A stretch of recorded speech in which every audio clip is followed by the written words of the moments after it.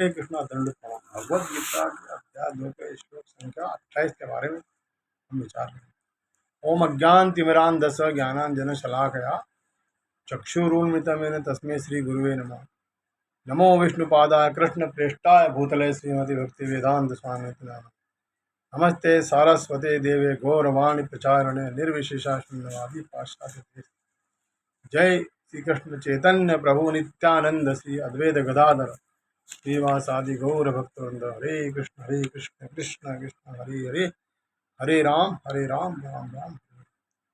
श्लोक संख्या 28 में भगवान कहते हैं आत्मा के बारे में। अव्यक्तादीनि भूतानि व्यक्तमध्यानि भारत अव्यक्त निलयान्येव तत्र का परिदेवनः। यानी सारे जीव प्रारंभ में अव्यक्त रहते हैं,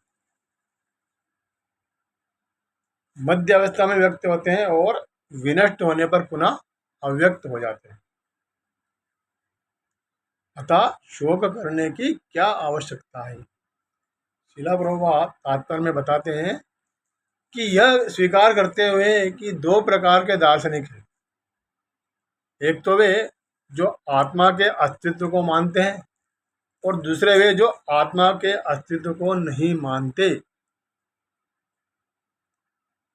कहा जा सकता है कि किसी भी देश में शोक करने का कोई, किसी भी दशा में शोक करने का कोई कारण नहीं है।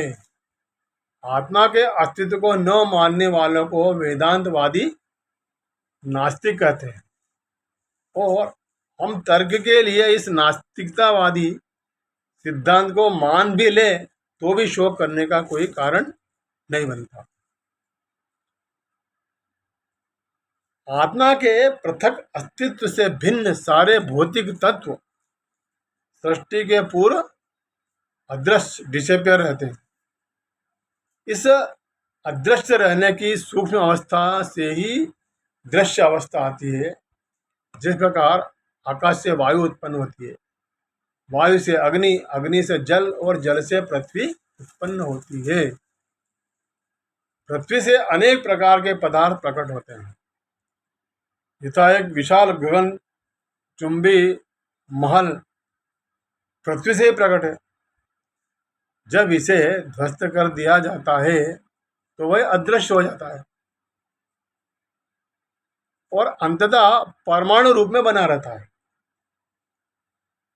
शक्ति सहरण का नियम बना रहता है, किंतु कालक्रम में वस्तुएं पुनः प्रकट तथा अप्रकट होती रहती है। अंतर इतना ही है। अतः प्रकट होने यानी व्यक्त या अप्रकट होने, अव्यक्त होने पर शोक करने का कोई कारण नहीं है। यहाँ तक कि अप्रकट अवस्था में भी वस्तुएं समाप्त नहीं होती। प्रारंभिक तथा अंतिम दोनों अवस्थाओं में ही सारे तत्व अप्रकट रहते हैं, केवल मध्य में वे प्रकट होते हैं और इस तरह इसमें कोई वास्तविक अंतर नहीं पड़ता। यदि हम भगवत गीता के इस वैदिक निष्कर्ष को मानते हैं कि यह भौतिक शरीर काल क्रम में नाशवान है, अंतवंत इमे देहा, किंतु आत्मा शाश्वत है, नित्य व्यक्तो शरीरणा, तो हमें यह सदा स्मरण रखना होगा कि यह शरीर वस्त्र के समान है। अतः वस्त्र परिवर्तन होने पर शोक क्यों।